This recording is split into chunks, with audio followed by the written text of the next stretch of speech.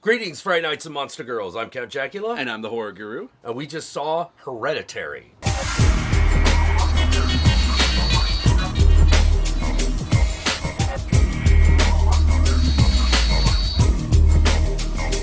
Oh, man.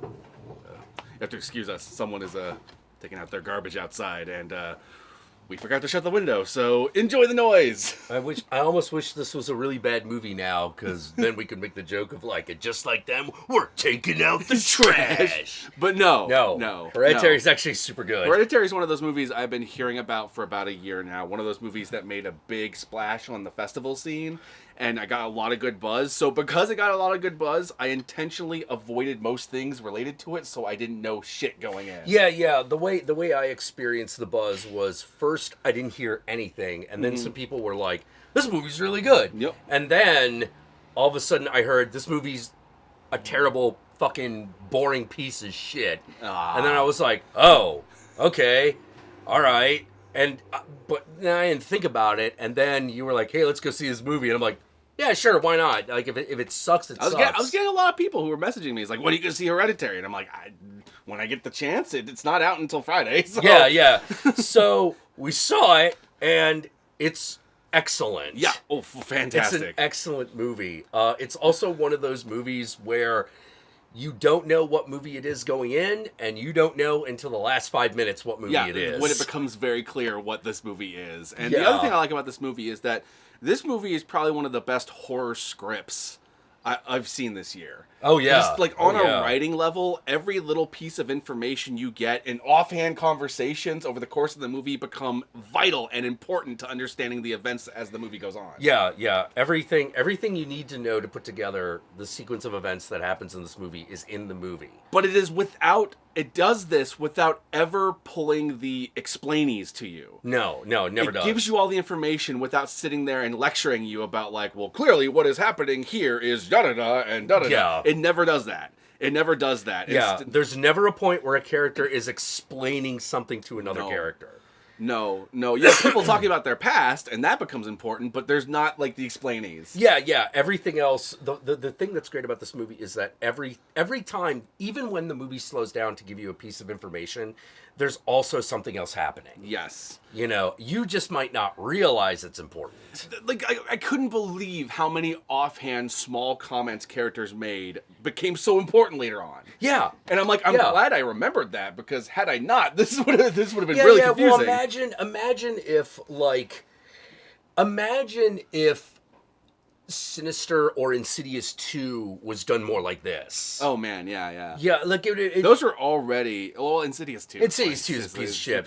But Sinister is reasonably good. Sinister is pretty solid, but, even Sinister has that scene in which, the expert is talking over the webcam about, this is Pazuzu, this is what's happening. Yeah, Bagul. And Bagul. And I like that this movie never had that scene. It had a scene in which a character kind of uncovers what's really going on, but it's not done that way. Yeah. All the same type of information is given in a very different way, and it does not interrupt the flow of the movie. Now, it doesn't have to dwell on it, because it gave you so much information beforehand without you realizing that's what it was doing. Yeah. It's so good. It's so clever. Yeah. Everything is super significant, even the title of the movie. And the acting. The acting is great. Toni Collette is fantastic, because you spend a majority of this movie trying to figure out, is there something else going on? Is there some weird conspiracy? Is it supernatural? Or is Toni Collette crazy? And this movie skirts that line amazingly. Oh, by the way, just in case you're wondering, yes, Toni Collette plays a distressed mother. Yes. Surprise, surprise. Surprise. Tara from the United States of Tara plays someone who may or may not be crazy. It just is what it is. Fucking boy's mom from Sixth Sense is gonna be in some sort of spooky plot again. Wonder what's gonna... The other thing I really like about this movie is that some of the most unsettling shit in the movie is literally just conversations between the family. And oh god, yeah. Watching the slow disintegration of this family over the course of the movie, and as the mom starts to descend into what you think might be madness, or maybe she's onto something. Well, how to put it this way, whether or not... She's a bad mom. Yeah, she's a terrible mother. She's mother. Awful. It's one of those things where you find yourself going, The one thing that is absolutely crystal fucking clear, she is an awful parent. And the family is just shit. Yeah, like it's awful. Gabriel Byrne is... Yeah, also Gabriel Byrne's in the movie. Gabriel Byrne, who plays the dad in this movie, his character is a good dad when he decides to be the dad, but he's also that kind of absentee dad who kind of like sits back and just doesn't pay attention. Yeah. He doesn't get emotionally involved. The whole family's emotionally constipated. Oh, God, yeah. You know, everyone's like super repressed and just waiting to burst at any second with all of their resentment towards one another. Yeah, that's built up over the years. And to that end, like this movie, like it's a horror movie, but it's also like a really compelling family drama on top of that. Yeah. It's a really dark family drama. Super dark. Like there are shades of Stoker in this thing. Oh yeah, I was thinking that when we were watching it. I was thinking about Stoker, like the level of uncomfortableness I was feeling while sitting Stoker was being mirrored in this movie. Yeah, where I'm like literally like switching into my seat, not because I'm like fearful or like afraid or even unnerved, but just I'm uncomfortable. Like I'm uncomfortable. Yeah. A mother and son are looking at each other, and it's like, and she's seeing resentment in his face, which I'm not reading in his face. She's like so projecting. Yeah. But I'm pretty sure that's the idea. But she is so resenting him, like yeah, because the main thing that you get out of that kid is that he is resentment. No, he's afraid of her. Terrified. He's afraid, and he's also he feels shame for the things that happen over the course of the movie that he feels are partially his fault. You know, he partially blames his mom, but he also clearly blames himself. Yeah, he clearly blames himself. You know, which makes complete sense. But even then, given he what only happens. blames his mom when his mom blames him. Yeah. Yeah. It's like a defense mechanism. It's not his first go-to. Yeah. Whereas her first go-to is to blame him. Yeah. She blames everybody else. Yep. You know, she does that thing. She does that classic thing where she tells everybody that they keep blaming everybody else, but the only one who's doing that is her. Oh yeah. And she also does that thing. Oh man, I felt this. I felt this moment where it's just like no one ever takes responsibility. Whoa. I felt that. I can relate hardcore to that scene, not because I'm the one who says that, but because I've had people say that to me who never take responsibility. Yeah. Which is basically what happens in this movie. Yeah. Because all she can do is fucking disappear into her own little world. And that's all just the family drama shit. When you get to the horror aspect of this movie, why this is 100% a horror movie, this shit gets freaky. Yeah, it gets really it gets really unnerving, weird. It gets freaky, it gets like skin crawly at times. You're just like, oh Jesus. And there's like a scene like really early on in the movie that sets the tone for how the movie's gonna be for the rest of it, and it blindsided me. Yeah. It both literally and figuratively blindsided me, but as far as to like what I mean by literal, you'll have to find out. You'll have to find that out. and with that, why don't we move on to the spoilers? Yes, all right. Let us move on to the spoilers. I highly recommend this movie.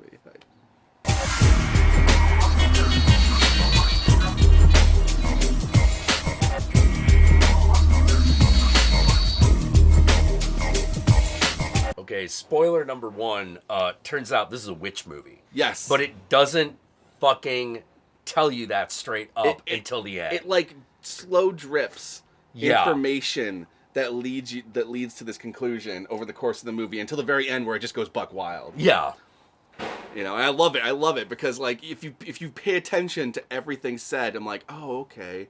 Oh, the mom really wanted it to, or the grandmother really wanted the child to be a boy. Like all these, all these little details that just get mentioned. Oh shit! Like the mom's brother went crazy and claimed that their mom was trying to put people inside of him, and so he killed himself, and it was ruled he got schizophrenia. Yeah, and you like all this little information.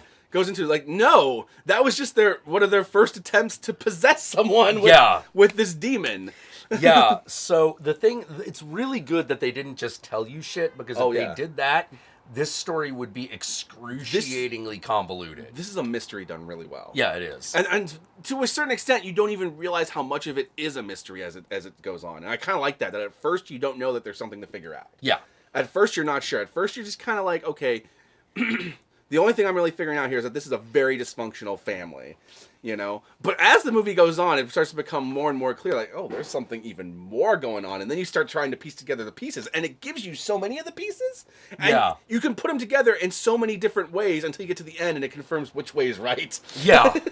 Yeah. Well, like, there are also all these details that, like, they set up, like the dead brother. Yeah.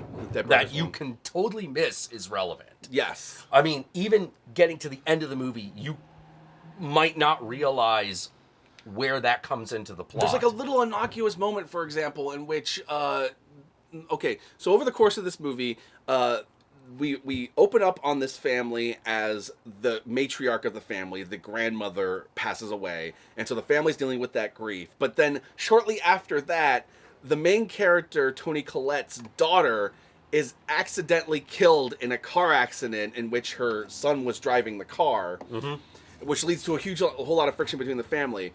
But like little things, little conversation with this movie tells you what's really going on. Like there's a brief little scene in which she's in a counseling.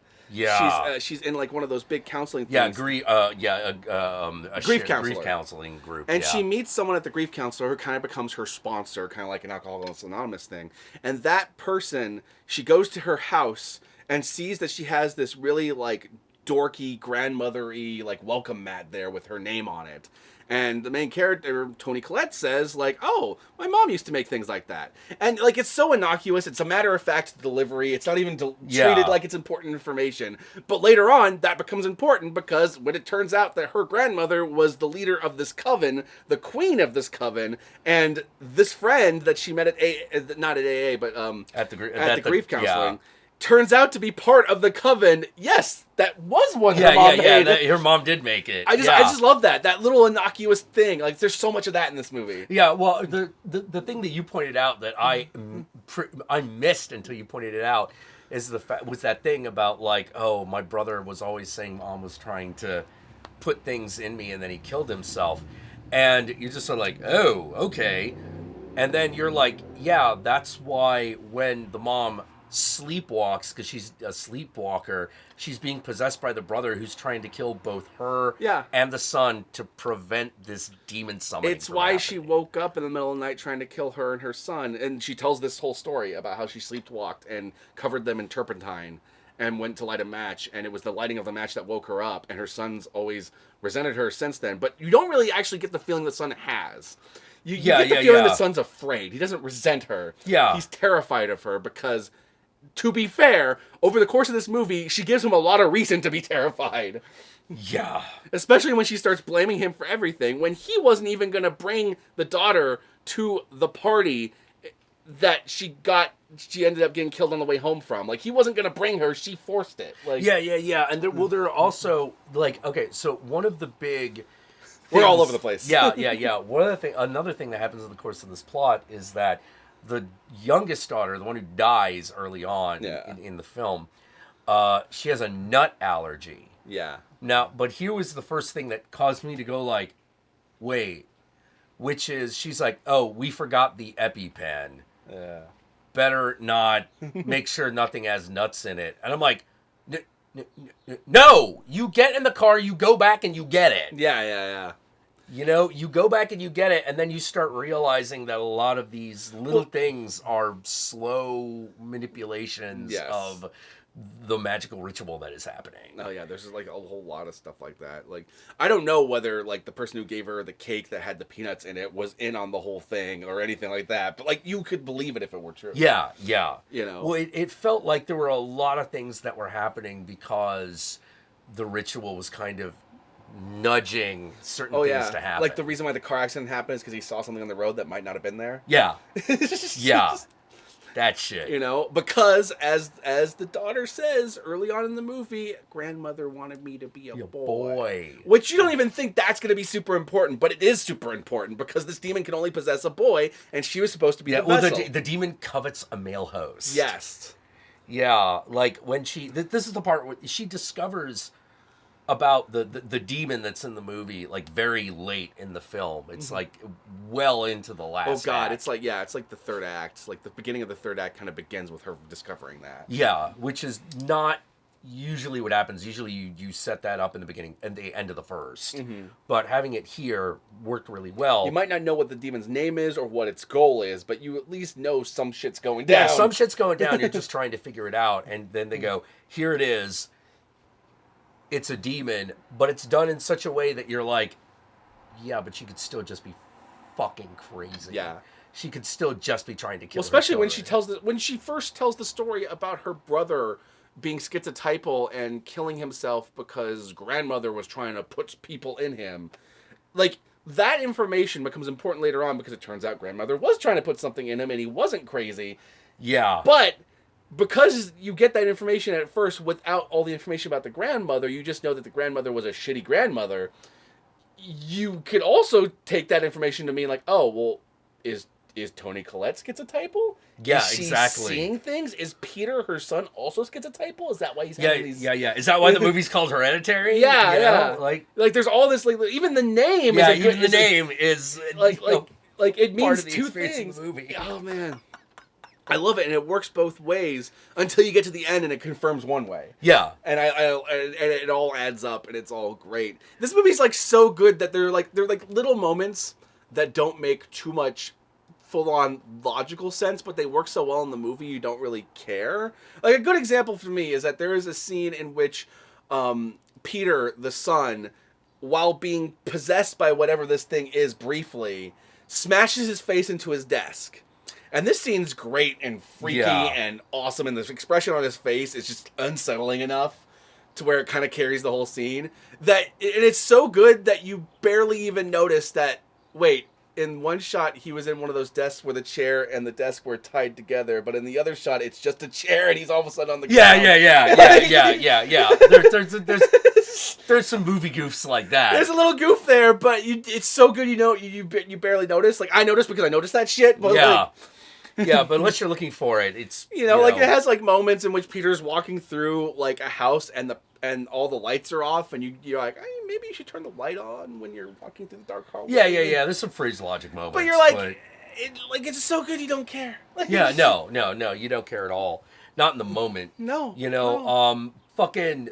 one of the details, which is like a motif of the movie, is the fact that the mom is like, makes miniature scenes, makes like these dollhouse miniature scenes. It creates this interesting visual for the movie because like it'll often cut to like exteriors of their house, but it will shoot it with that kind of photography that does like the shallow depth of field that makes it look like a dollhouse. Yeah. The same technique was used in the Social Network when it was doing all those shots outside to kind of show how like these people making this Facebook thing all think of everyone as like little toys, like little objects to play with and fuck with.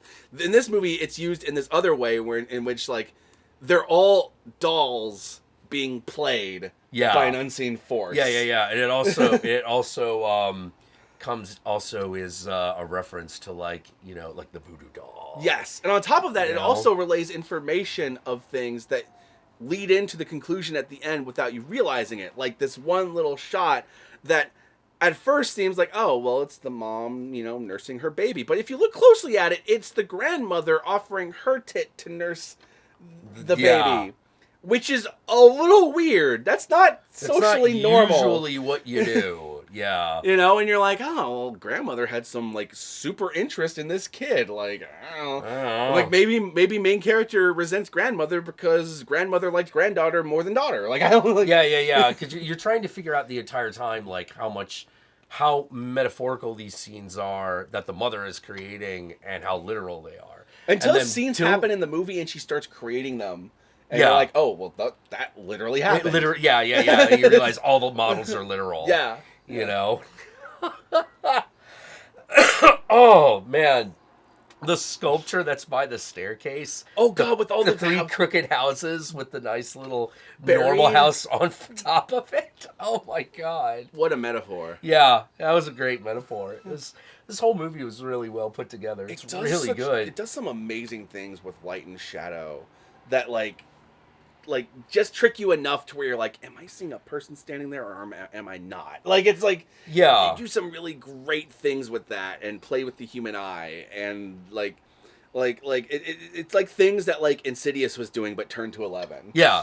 Well, I liked how this movie did a lot, much like House of the Devil is very inspired by like late 70s, early 80s This is satanic totally movies. like Yeah, this is totally doing the same thing. It's totally taking its cues. those quotes that like are on like the trailer for this movie about it being like a modern day Exorcist. Like that's not inaccurate. No, it's not you can feel inaccurate. that. You know, I would have gone with it has a little bit more of a, oh god, I can't remember the name of the goddamn movie, but There is no exorcism in this movie. no, there's no exorcism. It's not like The Exorcist at all. It just uses some of the same filmmaking techniques. Yes. But Thinking of a 70s horror movie. yeah, 70s horror movie. It's about a family with a dead daughter who's played by one of the Brady kids, and it's a ghost that haunts the house. And I can't remember. That sounds familiar, but my brain. Yeah. Basically, it's evil Jan or Marsha Brady, 6-year-old, is like fucking killing the family because she's a ghost and she hates people. There you go. You know, it's whatever. That sounds very familiar, but I can't. Yeah. But like, Someone in the comment section is screaming right now. I guarantee it because I can't remember the goddamn title. But it had a lot in common with that, including like the music choices. Yes. You know, it was this is intended to feel like a 70s movie, but made today. Oh man, all I could say, guys, is Hereditary is the real deal. Oh Leave yeah, the hype. Go out and check it out. Support good horror. I don't know what more to say. Where can they find you? Where they can find me? You can find me on YouTube under the Horror Guru. You can find me on Twitch under the Horror Guru. You can find me on Twitter under the Horror Guru. I'm pretty much the Horror Guru everywhere. So search for me on all those platforms, and you will find me. And of course, you can follow me on Twitter, follow me on Twitch, and hey, every Thursday and Sunday we do a live stream. On Thursdays at 6 p.m. Pacific Standard Time, and at 9 p.m. on Sundays Pacific Standard Time, and hopefully we'll see you there. So, you should go see Hereditary while it's in theaters, because this is actually a movie that benefits from the big screen. Oh yeah, it really does. It really does, especially to see all the little details in the background. Yeah. So I recommend go doing that. Do it. It's a fucked up movie. So you should go watch it. Hail Satan. Or Hail Piedman. Hail Piedman. Hail Piedman. Hail Piedman. That's such a Rosemary's Baby moment at the I end. know, yeah, it is.